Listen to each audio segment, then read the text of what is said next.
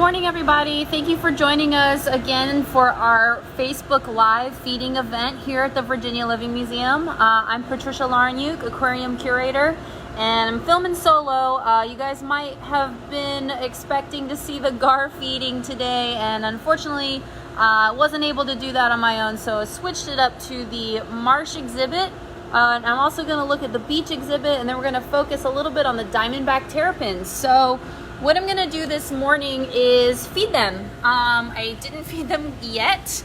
I wanted to give them something quick, easy that I could do. So this is our salt marsh exhibit there, and I'm going to switch it over to our beach, our open beach exhibit here.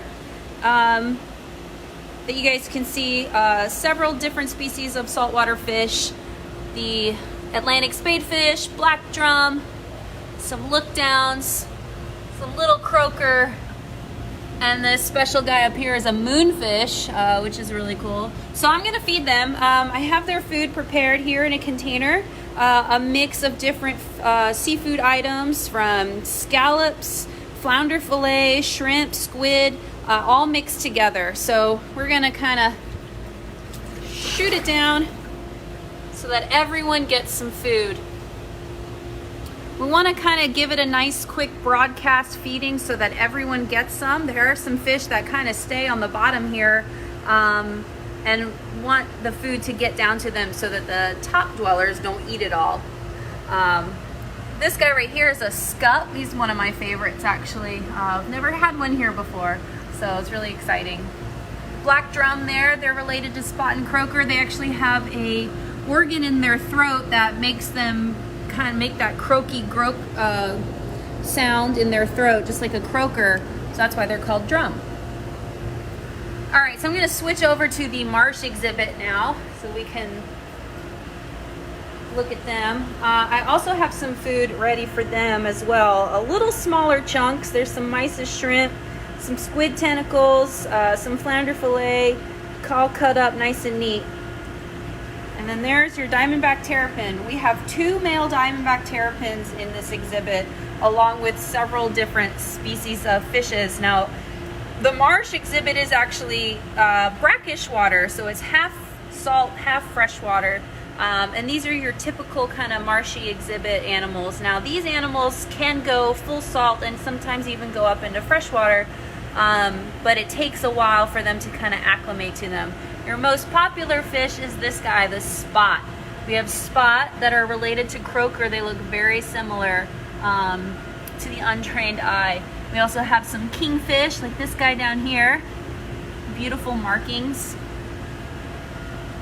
So we only have spot croaker, kingfish, and there's a white perch there. So I'm gonna feed this, and if you guys have any questions, feel free to ask away.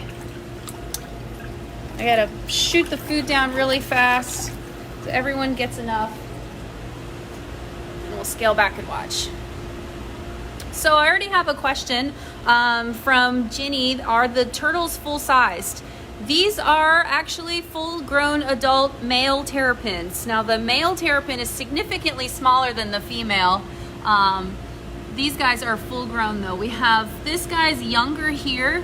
He's actually only about 5 years old, came to us in 2016. And this guy here is coming on 30 years. He's been here since 1994. Now how old he was before that, we don't really know, but it's an estimate of 30 years old. So the female terrapin is significantly larger than the male. That's one way you can really tell the difference, but another way is their tail length. The male is gonna have a longer tail so that he can mate with the female. So as you can see, they're kind of eating some of the fish food off the bottom, but I also have, prepared by our herpetology staff, some enrichment for them. Oh, Tyler wants to know what's the difference between a terrapin and a turtle. Well, a terrapin, that's a great question. The terrapin, if you guys don't know, is the state turtle of Maryland and is federally endangered, but not necessarily in Virginia. They're only they're threatened, but not endangered quite yet. But a terrapin lives solely basically in brackish water. They will go into fresh water to kind of purge some of that salt out, but they live in brackish water most of the time.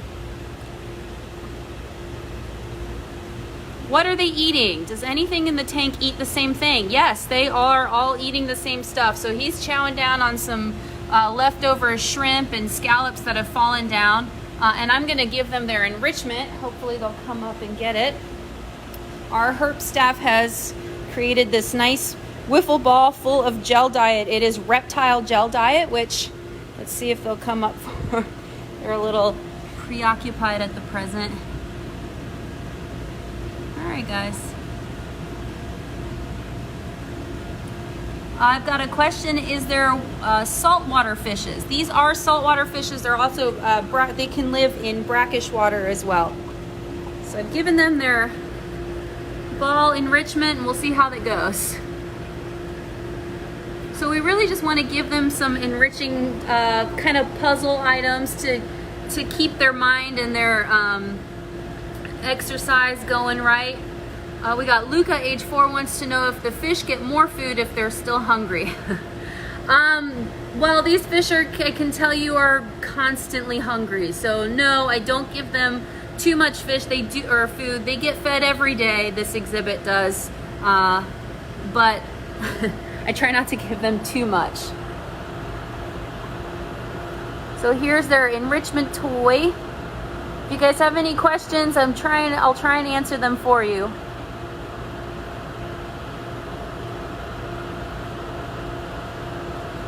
As you can see, the spot are going at the enrichment item also, which is very silly.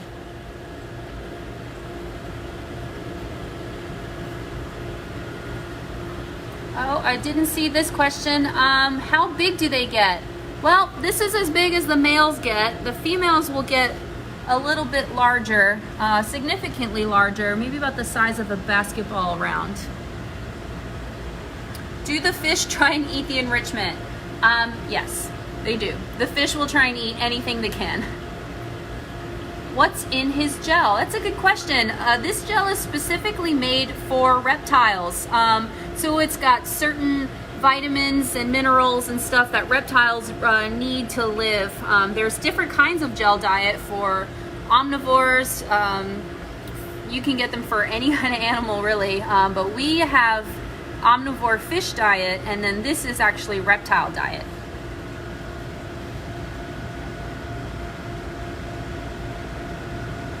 How often are their tanks cleaned? Well, Aiden, we clean this tank once a week, every week.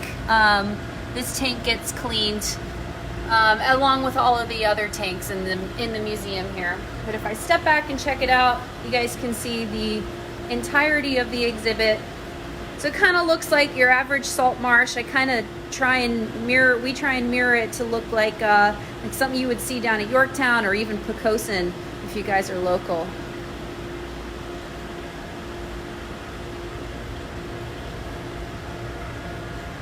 As you can see, we have a sign here and on most of the exhibits that say, please keep hands out of water. That's mainly for the animal's safety, but also for yours.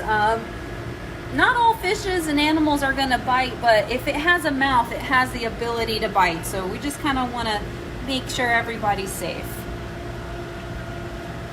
Okay, Ephraim, age 8, wants to know if the turtles eat the fish.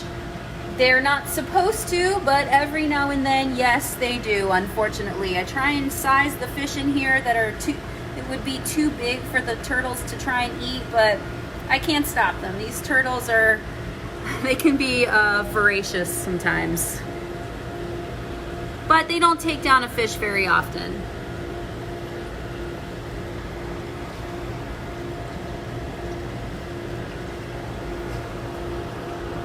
So if you have any questions, keep them coming. Otherwise, we'll just kind of chill and watch the turtles.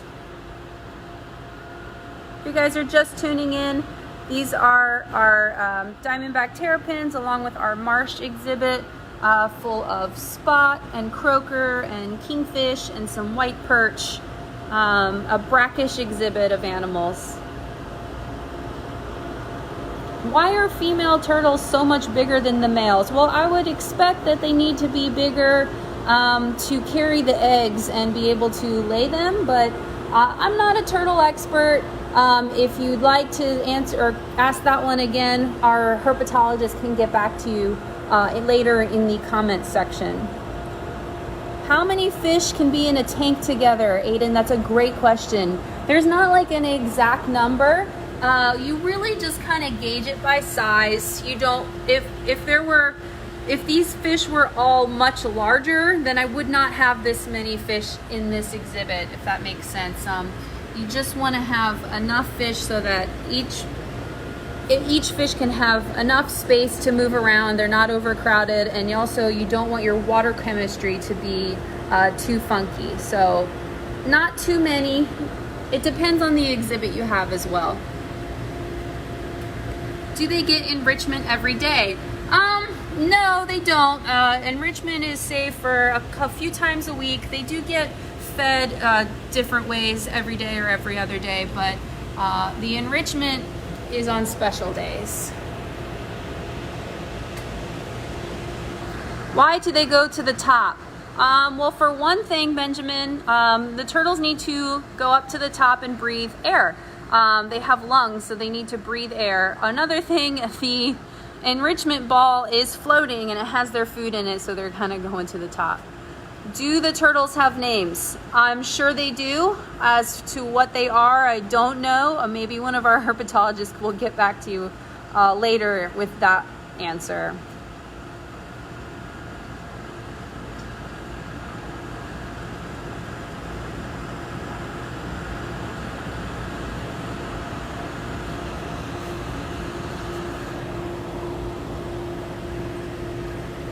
So these terrapins are actually very sweet. When we do clean this tank every week, they actually come over and try and hang out as they are right now.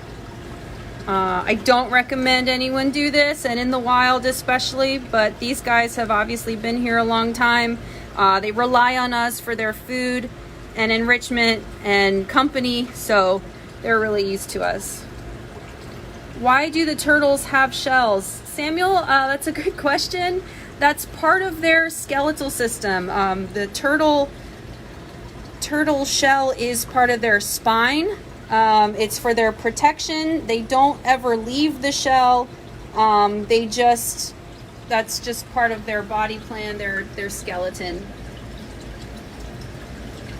Do the turtles ever try to eat the fish? Sometimes they do, yes, unfortunately. I can't stop them from doing that. We try and feed them enough to not want to do that, but these are actually wild animals, so they will try and do their natural behavior, and their natural behavior would be to eat a fish. How long can the turtles hold their breath? I can't really say for sure. I want to say it's about 10 or 15 minutes at the longest, and it depends on the season. I think in the winter they can hold it for a little longer, but that's another one you're going to have to get back with our herpetology curator for. Do they go to sleep? I want to say they rest, but not necessarily sleep like we humans do. They can kind of shut down their metabolism and rest and hang out, which I guess is like turtle sleep. And if I'm wrong, our herpetology curator will tell us later. All right, well, I'm gonna wrap it up for today. It looks like their food from the enrichment ball is waning thin. So thank you for all of you who joined us today. Really glad you could make it. Join us again tomorrow morning at 11 o'clock when we have our Facebook Live out on the Dino Trail with Bo Baker. He's going to talk about some of our dinosaurs, and so please tune in tomorrow morning at 11, and keep checking in with us here on Facebook, Twitter, TikTok, YouTube, and Instagram for our natural education programs, and also for more updated information, check us out on the VLM.org. Thanks guys for watching, and have a good one.